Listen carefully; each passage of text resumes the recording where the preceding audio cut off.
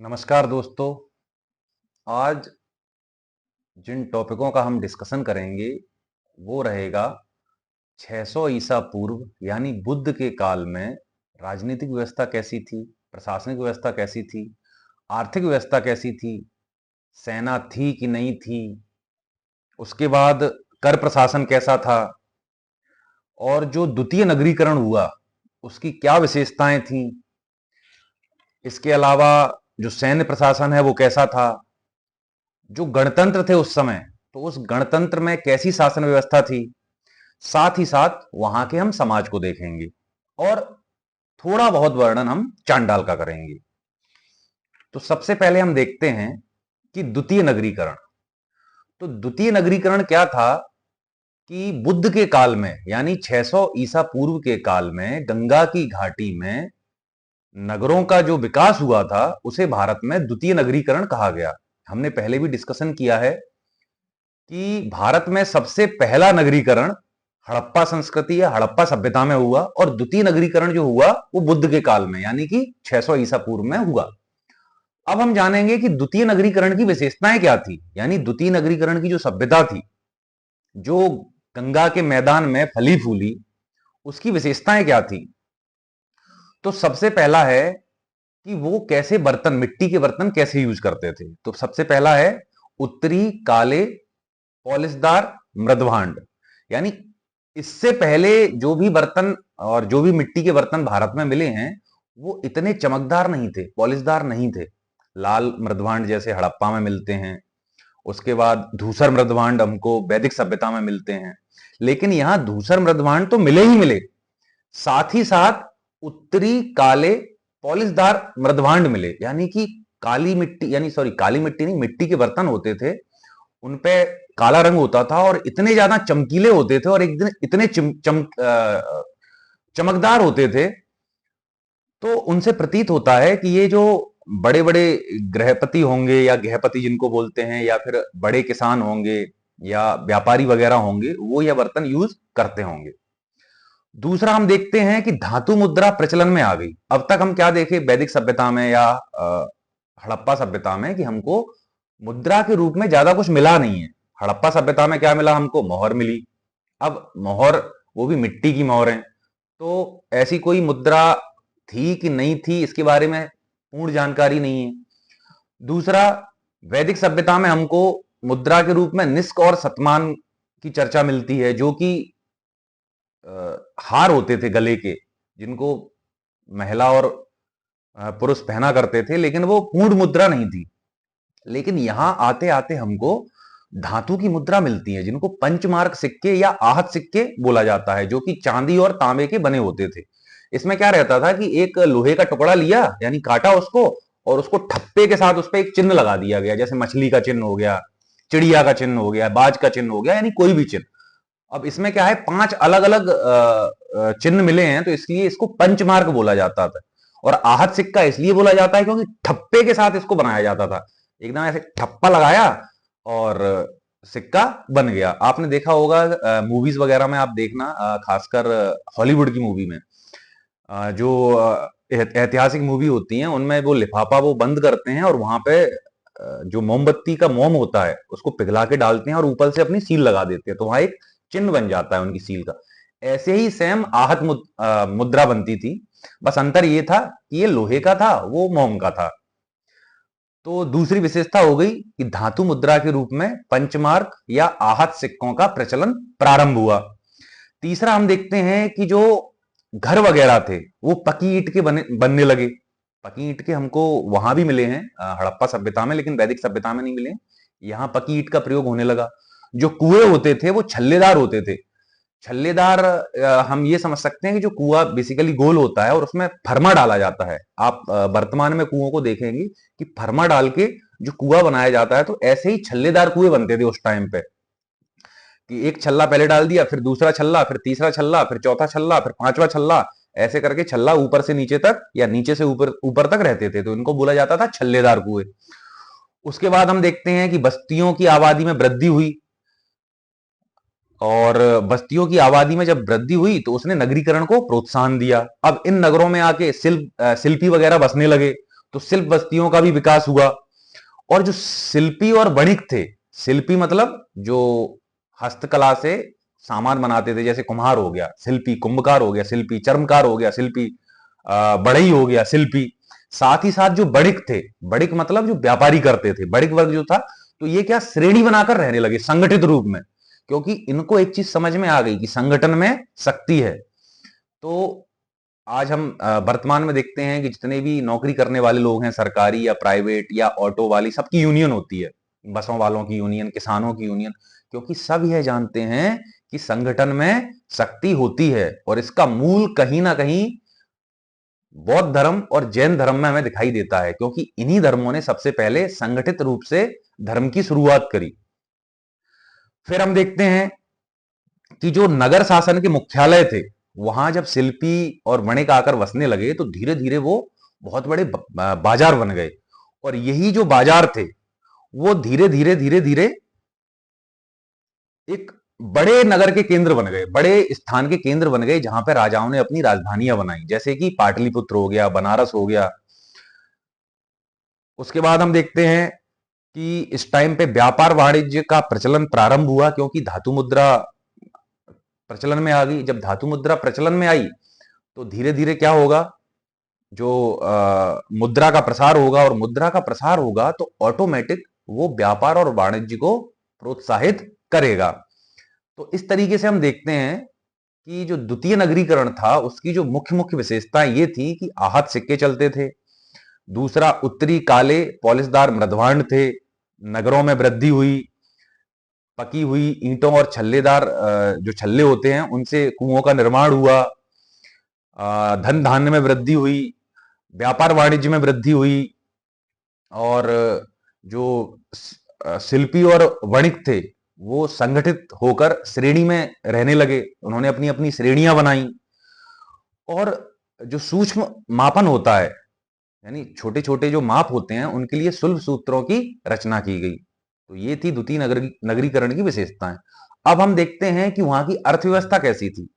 तो मूलतः जो अर्थव्यवस्था थी, वो ग्रामीण अर्थव्यवस्था ही थी, जो कि खेतीबाड़ी पे आधारित थी, यानी कृषि कार्यों पे आधारित थी। साथ में पशुपालन भी होता था, लेकिन साथ ही साथ व्यापार वाणिज्य को भी प्रोत्साहन मिला। अब उस टाइम पे तीन तरह के गांव होते थे। एक होता था सामान्य गांव, दूसरा होता था शिल्पी गांव, और तीसरा होता था सीमांत गांव। सामान्य गांव मतलब यानी आम लोगों का गांव था। शिल्पी गांव मतलब जो शिल्पकार होते थे, उनके गांव को शिल्पी गांव बोलते थे। और सीमांत गांव वो था जो, जैसे मान के चलो ये मेरा राज्य है, ठीक है, अब इस राज्य के एक सीमा पे जंगल है, तो वो जो जंगल और राज्य की सीमा पे जो गांव थे, उनको बोला गया सीमांत गांव। तो जो सामान्य गांव था, उसका मुखिया कहलाता था भोजक। और जो शिल्पी ग्राम था, उनके जो मुख्य अधिकारी होते थे, वो बेसिकली शिल्पियों में से ही चुने जाते थे। और जो सीमांत गांव था, उसके बारे में इतनी विस्तृत जानकारी इतिहास में नहीं मिली है। तो हम ये देखते हैं कि सामान्य गांव का जो मुखिया था, वो भोजक था। और साथ ही साथ जो बड़े किसान होते थे, जिनके पास बहुत सारी खेतीबाड़ी होती थी, उनको गृहपति बोला जाता था। गृहपति। और ये गृहपति इतने शक्तिशाली होते थे कि राजा की सभाओं में ये जाते थे। राजा जब भी कोई बड़ा कार्य करता था, तो इनको बुलावा भेजा जाता था। तो इनकी यानी हैसियत जो थी समाज में, वो बहुत ही अच्छी थी। उसके बाद जो गांव की भूमि होती थी, वो समस्त गांव में बटी होती थी। ये नहीं कि भूमि पे किसी एक पर्टिकुलर आदमी का अधिकार रहेगा। जो गांव की भूमि होती थी, वो समस्त गांव की होती थी। अब यहां पे हम देखते हैं इसी समय में धान की रुपाई की तकनीक की खोज हुई। यानी पहले जो धान की खेती होती थी, वो छिड़कवा पद्धति से होती थी कि आपने खेत तैयार किया और हाथ से लेके बीजों को ऐसे ऐसे छिड़क दिया। लेकिन अब क्या हुआ कि धान की रुपाई की जो तकनीक थी, उसकी खोज हुई ना, तो उसमें क्या, पहले पौध बनाई जाती थी पौधशाला में या खेत में। उसके बाद खेत तैयार किया जाता था, तो 30 से 35 दिन बाद उस पौध को वहां से उखाड़ के और एक एक पौधा धान का उस तैयार कृषि भूमि पे लगा दिया जाता था। तो उससे क्या हुआ, धान की जो पैदावार हुई ना, उसमें आमूलचूल परिवर्तन आया, एक तरीके से क्रांति हुई। तो धान की रुपाई से क्या हुआ, कृषि उत्पादन बढ़ा। और साथ ही साथ जो खेती होती थी, वो चावल, जौ, दलहन, ज्वार, कपास एवं गन्ने की खेती होती थी। उसके बाद हम देखते हैं कि जो कर व्यवस्था थी, यानी कि कृषि पे कितना कर होता था, तो ये पाया गया है धार्मिक ग्रंथों में, साहित्यिक ग्रंथों में, कि जैसे मेरे पास अगर जो उत्पादन हुआ उसका मुझे 1/6 भाग राजा को कर के रूप में देना पड़ता था। यानी जो कर की जो दर थी कृषि पे, वो 1/6 भाग। और पूरी जो अर्थव्यवस्था थी वो तकनीकी ज्ञान पे आधारित थी। उस टाइम पे नई नई तकनीकें खोजी जा रही थी। आपको धान की रुपाई आज एक तकनीक नहीं समझ में आएगी, आपने क्योंकि बचपन से देखी है। जो भी गांव के स्टूडेंट हैं और जो गांव में रहे हैं या जिन्होंने धान की खेती देखी है शुरू से लेकर लास्ट तक, तो आपको धान की रुपाई कुछ ऐसी बड़ी तकनीक नहीं लगी होगी। लेकिन आप सोचिए उस समय एक कितनी बड़ी तकनीक रही होगी ये। पंचमार्क सिक्के जो प्रचलन में आए वो कितनी बड़ी तकनीक रही होगी। तो वस्तुतः वहां पे जो अर्थव्यवस्था थी वो तकनीकी ज्ञान पे आधारित थी और एक तरीके से उन्नत खाद्य उत्पादक अर्थव्यवस्था थी वो। तो ये तो हो गई 600 ईसा पूर्व के यानी बुद्ध काल की अर्थव्यवस्था, की अर्थव्यवस्था कैसी थी वहां पे। अब हम देखते हैं प्रशासनिक व्यवस्था। तो प्रशासनिक व्यवस्था में सीधी सी बात है, राजा था और राजा सारी शक्तियों का केंद्र था, सारे प्रशासन का केंद्र था और अपने आप में एक तरीके से अनुवांशिक राजाओं के द्वारा ही, यानी अनुवांशिक तौर पर राजा चुना जाता था कि पहले बाप आया, बाप का बेटा आया, बेटे का बेटा आया, फिर उसका बेटा आया, जब तक कि कोई दूसरे राजा ने उसको युद्ध में हरा के उसको खत्म नहीं कर दिया गया हो उसके द्वारा, या फिर उसका नाश नहीं कर दिया गया हो, या स्वेच्छा से उसने गद्दी न छोड़ दी हो। तो राजा होता था, राजा के बाद फिर महामात्र होते थे। महामात्र कौन थे? ये प्रशासन में सबसे उच्च अधिकारी थे। जैसे आज के टाइम में अपन देख सकते हैं कि भारत का जो कैबिनेट मिनिस्टर होता है, तो एक तरीके से महामात्र जो होता था वो कैबिनेट मिनिस्टर की तरह होता था। उसके बाद होते थे आयुक्त। आयुक्त ऐसे होते थे जैसे सचिव वगैरह होते हैं। जैसे आजकल के जो सचिव होते हैं, कैबिनेट सचिव हो गया या फिर गृह मंत्रालय का सचिव हो गया, तो आयुक्त होते थे। उसके बाद होती थी परिषद। परिषद मतलब एक तरीके से मंत्रिमंडल। राजा का जो मंत्रिमंडल होता था वो परिषद कहलाती थी। उसके बाद फिर आते थे ग्रामीणी। ग्रामीणी मतलब क्या है कि गांव का मुखिया। तो गांव का मुखिया जो होता था वो गांव के प्रशासन का प्रमुख होता था, जिसको कि भोजक भी कहा जाता था। साथ ही साथ गृहपति भी होते थे, तो गृहपति प्रशासन के कार्यों में भाग लेते थे। तो ये तो हो गई हमारी प्रशासनिक व्यवस्था। अब हम देखते हैं कर प्रशासन कैसा था उस टाइम का।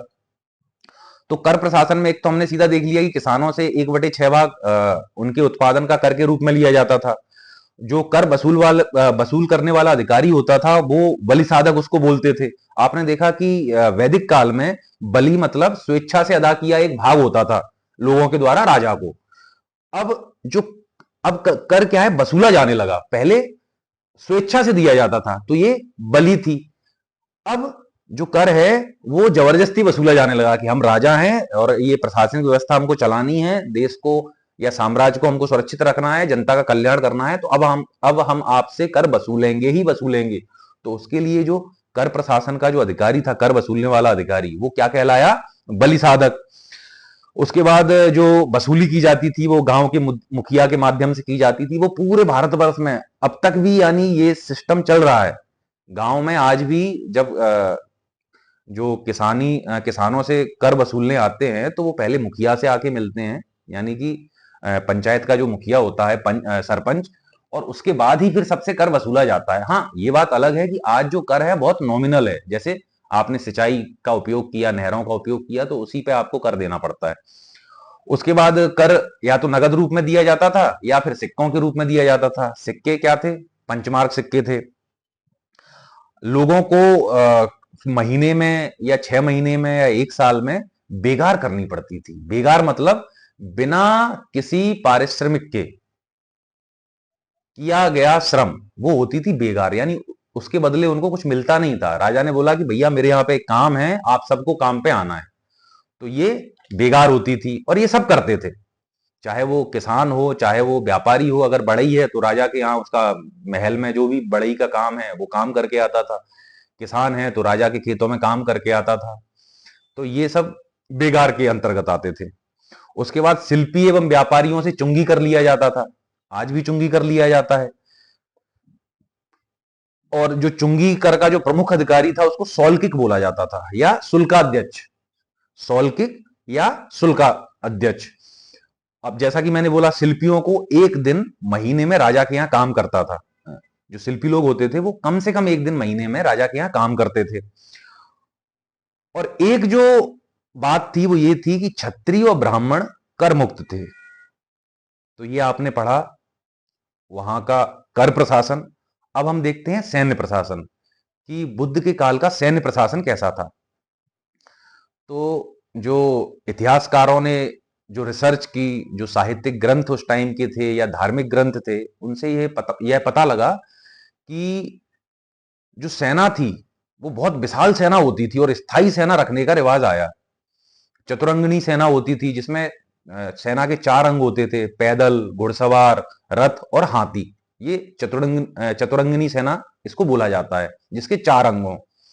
और जो सैनिक होते वो पेशेवर होते थे, उनको ट्रेनिंग दी जाती थी, उनको घोड़े उपलब्ध कराए जाते थे राजा के द्वारा, और उनको वेतन भी मिलता था राजा के द्वारा, और खासकर नगद वेतन मिलता था। ना कि ये कि भैया हमने आपको ये भूमि दे दी, आप इस भूमि पे अपना काम करो, वहां से जो मिले वो आप रखो और बदले में हमको सेवा दो। ऐसा नहीं था उस टाइम पे।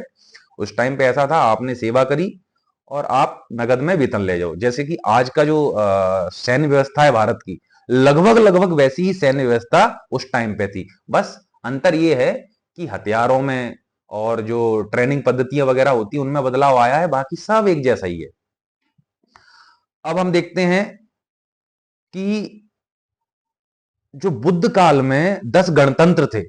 जैसा कि मैंने पिछले वीडियो में बताया है कि बुद्ध के काल में 10 गणतंत्र थे। 8 गणतंत्र थे बज्जी संघ में और 2 गणतंत्र थे मल्ल संघ में। तो टोटल कुल मिला के ऐसे हुए 10 गणतंत्र।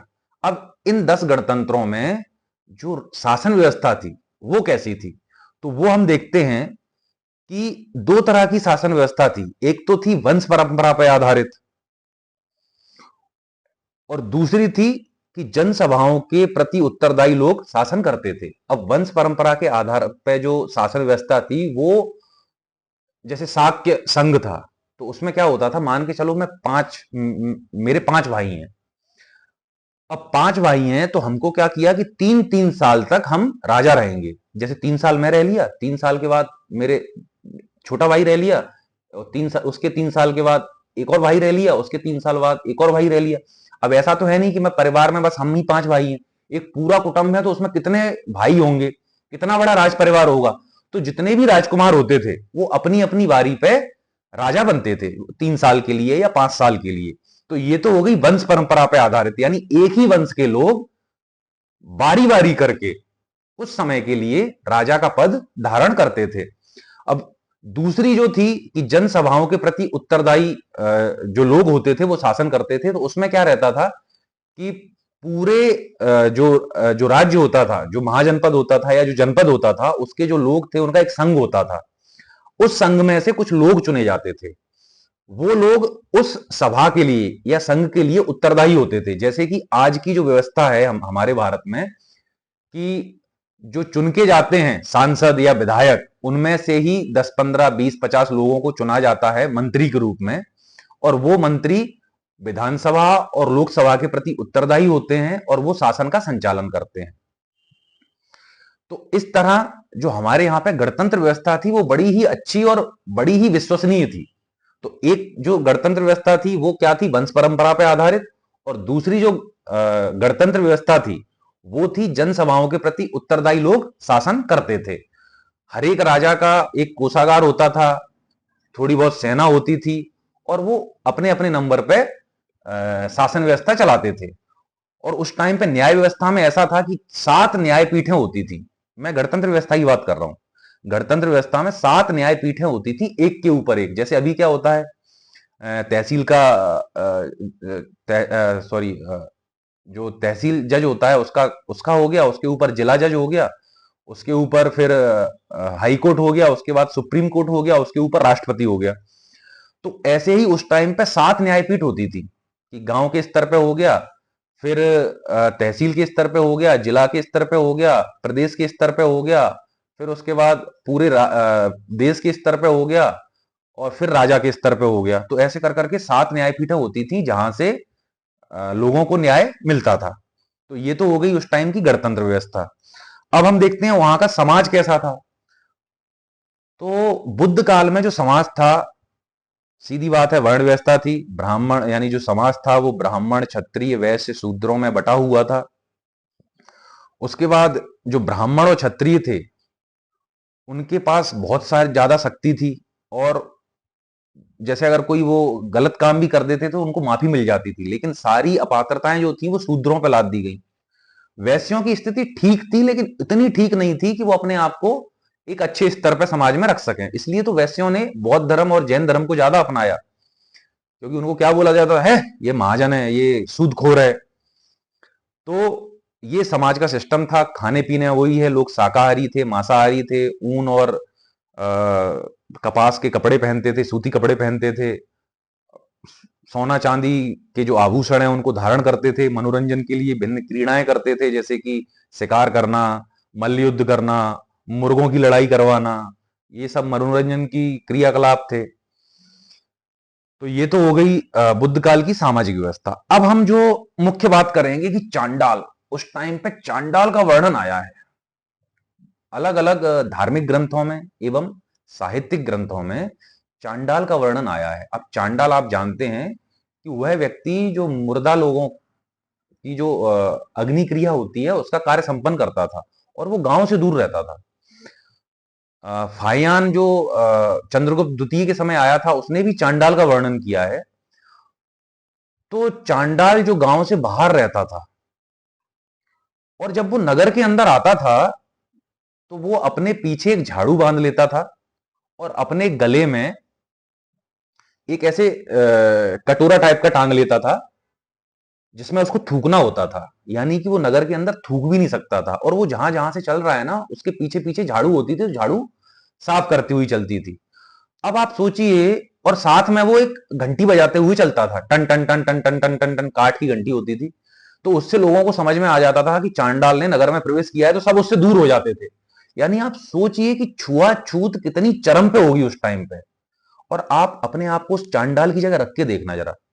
मैं जब आपसे ये डिस्कस कर रहा हूं ना, तो आप सोचिए कि आप चांडाल हैं, और आप नगर से बाहर रहते हैं कब्रिस्तान में, और आप जब नगर में आपको कोई चीज लेनी हो तो आप नगर में जब प्रवेश कर रहे हैं, पीछे आपके झाड़ू बंदी है, आगे थूकने का पात्र लटका हुआ है, एक घंटी लटकी हुई है, और आप साथ में घंटी को बजाते हुए चल रहे हैं।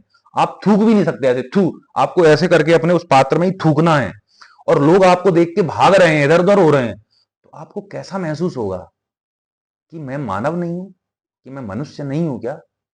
क्या मुझे उसी भगवान ने जन्म नहीं दिया जिस भगवान ने इन सबको जन्म दिया है? तो ऐसा क्या हुआ कि मैं चांडाल हूं और ये अच्छे लोग हैं जो मुझसे दूर भाग रहे हैं? तो आप सोचिए उसकी जो मनोदशा होगी उस टाइम पे कैसी रही होगी। आप खुद में महसूस कीजिए कितना, यानी मैं तो वर्णन नहीं कर सकता उसका। रूह कांप जाती है कि सोचिए अगर आपके साथ ऐसा हो तो आप तो मर जाओगे। तो ये थी चांडाल की दशा उस टाइम पे। तो मेरा सभी दोस्तों से निवेदन है कि जाति व्यवस्था और छुआछूत इनको बिल्कुल ना माने। सारे मनुष्य एक समान है, सब में एक जैसा खून बहता है, सब एक ईश्वर की संतान है, सब वही रोटी सब्जी खा रहे हैं, सबके दो हाथ हैं, दो पैर हैं, दो आंखें हैं, सब सब कुछ सेम है। ईश्वर ने कभी भेदभाव नहीं किया हमें बनाने में, हमेशा याद रखना। भेदभाव इस समाज की सोच में है, ना कि ईश्वर के बनाने में। इसलिए विवेकानंद जी ने कहा है कि आत्मा का ना तो कोई लिंग होता है ना कोई जाति होती है, ये जो सारे भेदभाव हैं ये समाज के द्वारा दिए गए हैं। तो मेरी आपसे प्रार्थना है कि समाज में रहते हुए कभी भी ना तो किसी के साथ भेदभाव करें, चाहे वो स्त्री और पुरुष के बीच भेदभाव हो, या फिर जातिगत भेदभाव हो, या फिर नस्लीय भेदभाव हो। भेदभाव कैसा भी नहीं होना चाहिए। तो ये टॉपिक तो हो गया हमारा बुद्ध काल का सामाजिक व्यवस्था, आर्थिक व्यवस्था, राजनीतिक व्यवस्था, कर प्रशासन, सैन्य प्रशासन। अब हम जो महत्वपूर्ण डिस्कशन करेंगे कि उस समय जो विदेशी आक्रमण हुए, तो उस समय दो इंपोर्टेंट विदेशी आक्रमण हुए मौर्यों के आने से पहले।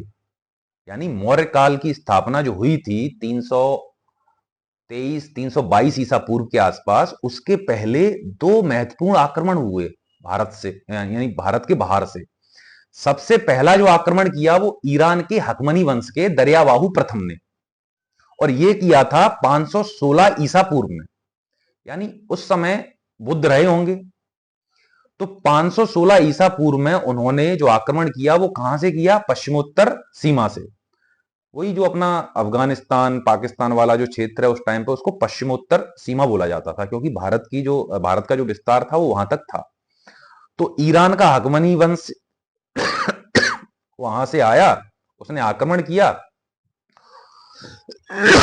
और सिंधु नदी, यानी पाकिस्तान में जो अभी सिंधु नदी बहती है अपने यहां, जो लद्दाख से कश्मीर के ऊपर से होते हुए और पाकिस्तान से के बीचों बीच लगभग गुजरते हुए अरब सागर में गिर जाती है, तो वहां तक के हिस्से को उन्होंने विजित कर लिया।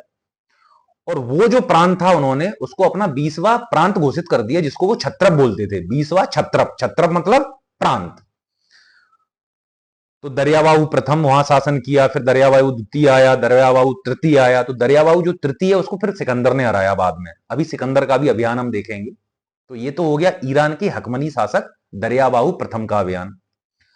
अब ईरान के दरियाबाहु प्रथम के इस आक्रमण से और सिंधु नदी के हिस्से पे कब्जा कर लेने से भारत पे प्रभाव क्या पड़ा होगा भारतीय सभ्यता और संस्कृति में?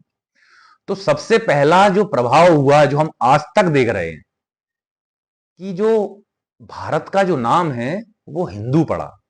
और हिंदू जो शब्द की उत्पत्ति है ना, ये यहीं से हुई है।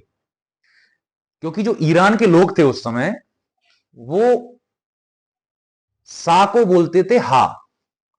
तो जो सिंधु नदी थी तो उसको बोला उन्होंने हिंदू नदी, और सिंधु नदी के आगे जितना भी हिस्सा था पूर्व में, उनके निवासियों को उन्होंने बोला हिंदू।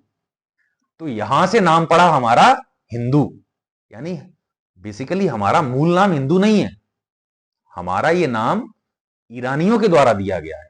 ये बात अलग है कि वो आज से लगभग 2400-2500 साल पहले नाम दिया गया था, तो वो इतना ज्यादा प्रचलन में आया कि लोग भूल ही गए कि ये हमारा ओरिजिनल नाम नहीं। तो ये जो नाम हमारा जो हिंदू है, जो हिंदुस्तान के जो निवासी हैं, उन सबको जो हिंदू कहा जाता है, क्यों कहा जाता है, उसके पीछे का जो मूल कारण है वो है ईरानी लोग।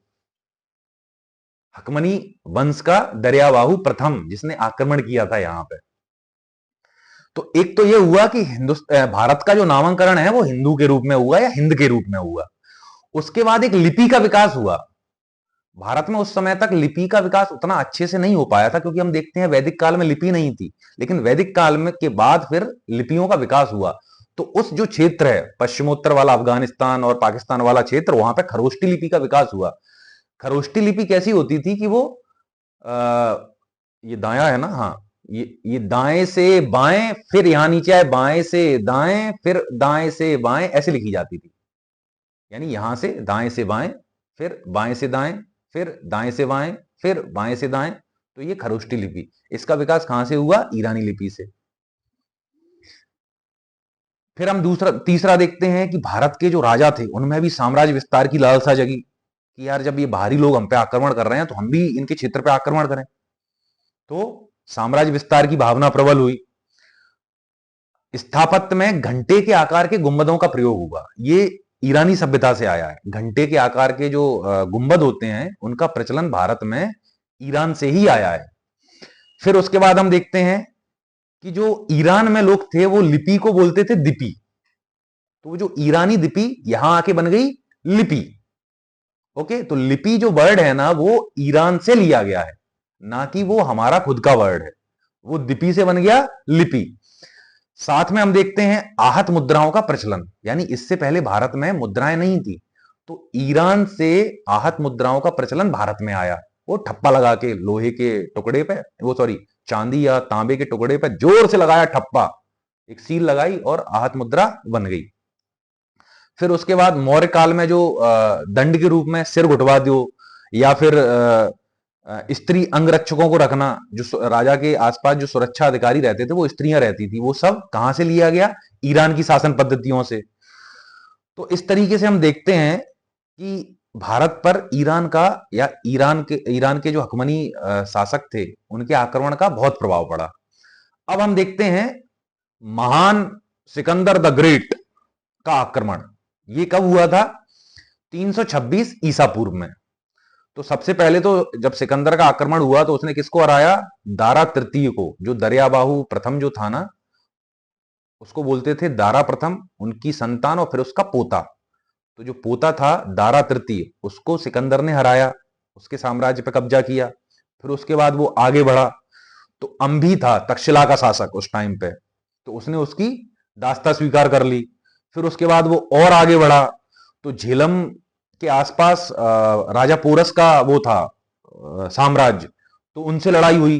तो राजा पोरस ने छक्के छुड़ा दिए सिकंदर के, और सिकंदर उस युद्ध में घायल हो गया था, लेकिन अंततः राजा पोरस हार गया था। और इस युद्ध का नाम क्या है? बितस्ता का युद्ध या झेलम का युद्ध। तो जो सिकंदर था उसने राजा पोरस की वीरता से इतना प्रभावित हुआ कि उन्होंने उसका राजपाट ही उसको वापस कर दिया, और वो ब्यास नदी के बाद से लौट गया। अब इतिहासकार बोलते हैं कि उस टाइम पे जो नंद वंश था भारत में, जिनकी मगध पे सत्ता थी, तो उनके पास लगभग 6 लाख सेना थी। तो उसने सिकंदर ने सोचा कि यार ये जो पोरस है उसकी छोटी सेना ने तो हमारी हालत खराब कर दी, अगर हम कहीं उससे युद्ध लड़े तो समूल नष्ट हो जाएंगे। तो वो वापस लौट गया। तो ये थी सिकंदर की कहानी भारत में। और ऐसे तो बहुत कहानियां प्रचलित हैं, पर अभी हम सिर्फ इतिहास की बात कर रहे हैं। जब हम कहानियों के टॉपिक पे आएंगे तो बहुत सारी कहानियां हैं, तब हम वो कहानियां भी पढ़ेंगे। उसके बाद हम देखते हैं कि सिकंदर के आक्रमण का भारत पर प्रभाव क्या पड़ा। तो सिकंदर के आक्रमण का भारत पे जो प्रभाव पड़ा, तो सीधी सी बात है भैया कि भारतीय जो राजा थे उनमें साम्राज्यवादी भावना का विस्तार हुआ। साथ ही क्या क्या होगा कि जो पश्चिमोत्तर प्रांत थे, यानी जो अफगानिस्तान पाकिस्तान वाले प्रांत थे, वो एक सूत्र में बंध गए, क्योंकि उन्हें समझ में आ गया कि हम साथ रहेंगे तो ही हम बाहरी आक्रमणों से रक्षा कर सकते हैं। तो वो एक सूत्र हो गए, एक पूरे देश में एक एक देश की इकाई बन गए। और बाद में फिर आप देखते हैं कि मौर्य जो शासक थे उन्होंने पूरे उस क्षेत्र पर कब्जा कर लिया था और उसको एक पूरे संपूर्ण भारतवर्ष में मिला लिया था। उसके बाद हम देखते हैं कि सिकंदर के आने से एक बड़ा फायदा हुआ, क्योंकि सिकंदर उसको भूगोल में बड़ी रुचि थी। तो वो अपने सेनापतियों से बोलता था कि तुम भिन्न भिन्न मार्ग खोजो। एक सेनापति को बोल दिया तुम एक काम करो, भारत से और यूनान तक का समुद्री मार्ग खोजो। एक से बोल दिया स्थल मार्ग खोजो। तो ये मार्ग जब खोजे गए ना, तो इससे क्या हुआ? व्यापार वाणिज्य को बड़ा प्रोत्साहन मिला। सीधी बात है, जब व्यापार के मार्ग होंगे, रास्ते खोज लिए जाएंगे, लोगों का आना जाना आसान होगा, तो लोग फिर क्या करेंगे? व्यापार भी करेंगे, इधर उधर घूमेंगे भी। तो अल्टीमेटली व्यापार वाणिज्य को प्रोत्साहन मिला। इसके साथ साथ हम देखते हैं कि आहत मुद्रा तो हमारे यहां चल ही रही थी। अब आहत मुद्रा क्या है, इतनी अच्छी नहीं होती थी दिखने में, टेढ़ी मेढ़ी, कोई चंद्राकार है और पूर्ण रूप से चंद्राकार भी नहीं है। तो सिकंदर के अभियान के बाद क्या हुआ कि वहां से भारतीय लोगों ने आकर्षक मुद्राएं, यानी दिखने में जो अच्छी लगती थी, वो ढालने की कला सीख ली। तो आकर्षक मुद्राओं का प्रचलन बढ़ा। सिकंदर के जो इतिहासकार थे उन्होंने जो इतिहास लिखा, वो तिथि सहित उन्होंने इतिहास का वर्णन किया, घटनाओं का वर्णन किया। तो उससे क्या हुआ कि वर्तमान इतिहासकारों को बड़ी सुविधा हुई उस टाइम के भारत की स्थिति को जानने के लिए और कालक्रम निर्धारण के लिए।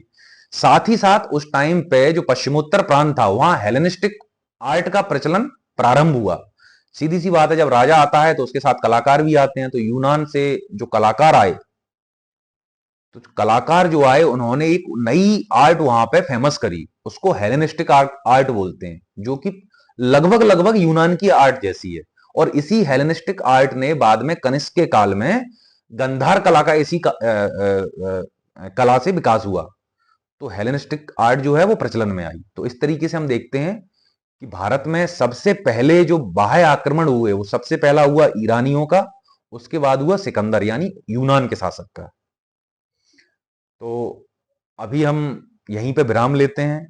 और मित्रों, कल मैंने शायद एक बात बोली थी, हो सकता है कुछ लोगों को वो गलत भी लग जाए या मैं गलत हूं, हो सकता है कि मैं ये यूट्यूब चैनल उन गरीब बच्चों के लिए चालू किया है जो कोचिंग पे जाके नहीं पढ़ सकते या उनके पास उतने संसाधन नहीं है। तो मैं अपनी गलती सुधार लेता हूं, क्योंकि गरीब तो हम सब हैं।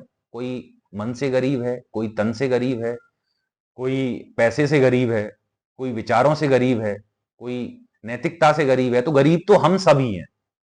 तो मैं अपने शब्दों को बदल के मैं ये बोलना चाहता हूं कि यह चैनल मैंने उन लोगों के लिए चालू किया है जो सही जानकारी चाहते हैं और जिनके पास संसाधन नहीं है और जो वंचित हैं। तो वो लोग कम से कम चीजों को पढ़ें, समझें इस YouTube चैनल के माध्यम से, इन वीडियोस के माध्यम से। और अगर आपको मेरा वीडियोस पसंद आए और मेरे पढ़ाने की स्टाइल में अगर मैं कुछ बदलाव कर सकूं तो आप बिल्कुल सजेशन दीजिए, आप कमेंट में बताइए और इस चैनल को ज़्यादा से ज़्यादा सब्सक्राइब एंड शेयर कीजिए जिससे कि यह सभी लोगों तक पहुंच सके, खासकर उन उन लोगों तक जिनके पास संसाधन नहीं है, तो वो कम से कम चीज़ों को समझ सकें और एक तार्किक वे में सोच सकें। धन्यवाद। जय हिंद, जय भारत।